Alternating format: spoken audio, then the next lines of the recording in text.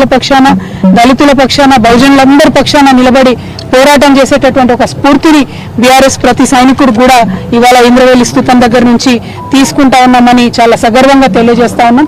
వారు చేసినటువంటి త్యాగాలు మరవలేని, వారి పోరాటాలు మరవలేనటువంటి, మరి అటువంటి ఉత్తేజంతో ఉన్నటువంటి ఈ తెలంగాణలో మరి ఇప్పుడు నడుస్తున్నటువంటి ప్రభుత్వ హయాంలో రైతులకు అన్యాయం జరుగుతోంది, మహిళలకు అన్యాయం జరుగుతోంది.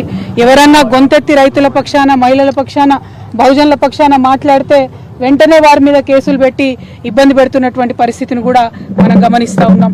ఇవాళ మా వర్కింగ్ ప్రెసిడెంట్ గారు గౌరవనీయులు అన్న కేటీఆర్ అన్న గారి మీద కూడా మరి రకరకాల కేసులు పెట్టి ఏసీబీ పేరుతోని, ఇంకో దాని పేరుతోని వారు ఎట్లా కక్షపూరితమైన వ్యవహారం ఈ ప్రభుత్వం చేస్తుందో తెలంగాణ ప్రజలందరూ కూడా గమనిస్తూ ఉన్నారు.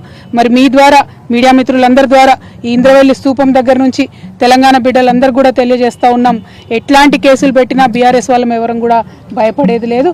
ఖచ్చితంగా ప్రజల పక్షాన, ప్రజలకు రావాల్సిన హక్కుల కోసం మా వాణిని వినిపిస్తూనే ఉంటాం, మా పోరాటం కొనసాగిస్తూనే ఉంటాం.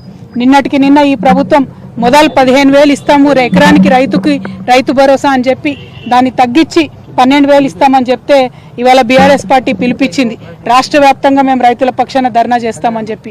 మరి బీఆర్ఎస్ పిలుపుతోని భయపడ్డటువంటి ప్రభుత్వం మరి ఇటువంటి కక్షపూరితమైనటువంటి కేసులతో వేధించేటటువంటి కార్యక్రమం పెట్టుకున్నది.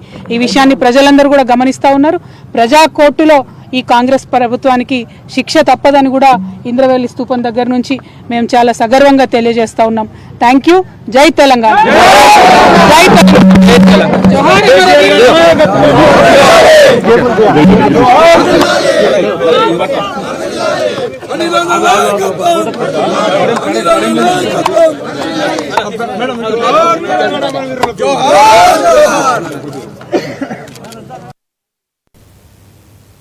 కూటమి ప్రభుత్వం